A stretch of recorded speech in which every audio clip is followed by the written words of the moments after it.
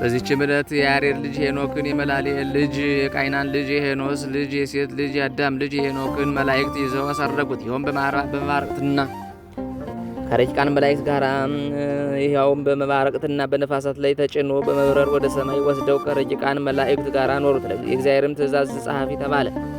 እንዲህም አለ። ከማደሪያው ከሚወጣው ከቅዱሱና ከገናናው በጸናች ኃይሉ ከሰራዊቱ ጋር በሲና ተራራ ከሚገለጠው ጋር በመነጋገር ተመላለሱ። ሁሉም ይፈሩ ነበር። በውሃ ዳርም ሳለው የልመናቸውን መታሰቢያ ጻፍኩ። እስከ አንጎላቸውና ሕልምም እንደሚያይ እስከመሆን ድረስ ይህችም በአርሞን ግራና ቀኝ ያለች አገር ናት።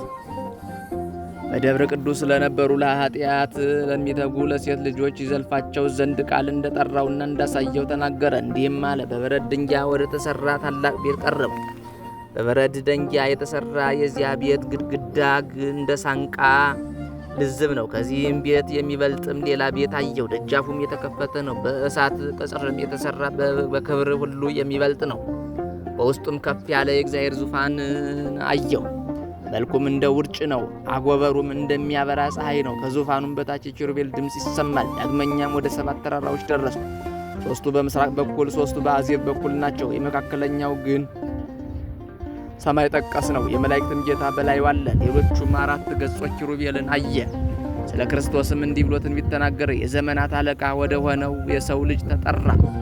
ዓለም ከመፈጠሩ አስቀድሞ የነበረ ሆነ። ሁለተኛም ለጻድቃን የጽድቅ በትር፣ ለአሕዛብም ብርሃን፣ ተስፋ ለሌላቸውም አለኝታ ይሆናል አለ።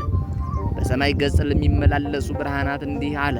አንዱ በየወገናቸው በሰለጠኑበትና በተሰየሙበት ጸንተው ይኖራሉ። ስለ ነፋሳትም መውጫዎች እንዲህ ብሎ ተናገረ። 3ቱ በሰማይ ገጽ፣ 3ቱ በምድር ገጽ፣ 3ቱ በቀኝ ገጽ፣ 3ቱ በግራ ናቸው። ስለ አዳምም እንዲህ አለ። እነሆ በሬ ከምድር ወጣ፣ ጻዕዳም ሆነ። ስለ ሔዋንም ደግሞ ሴታ እምቦሳ ከእርሱ ወጣች አለ። ስለ ምኵራብም ያንን አሮጌ ቤት እስከሚያነሳው ድረስ አየሁ አለ። ምሰሶዎቹንም ከውስጡ አወጣ። ስለ ቤተ ክርስቲያንም ጌታ አዲስ የበጎች ቤት አምጥቶ እስቲሰራ ድረስ አየሁ። ከቀድሞውም ቤት የበለጠ ነው። በጎችም ሁሉ በውስጧ ይሰማራሉ አለ። ስለ ምእመናንም የሊህም በጎች ጸጉራቸው ንጹሕ ነጭ ነው።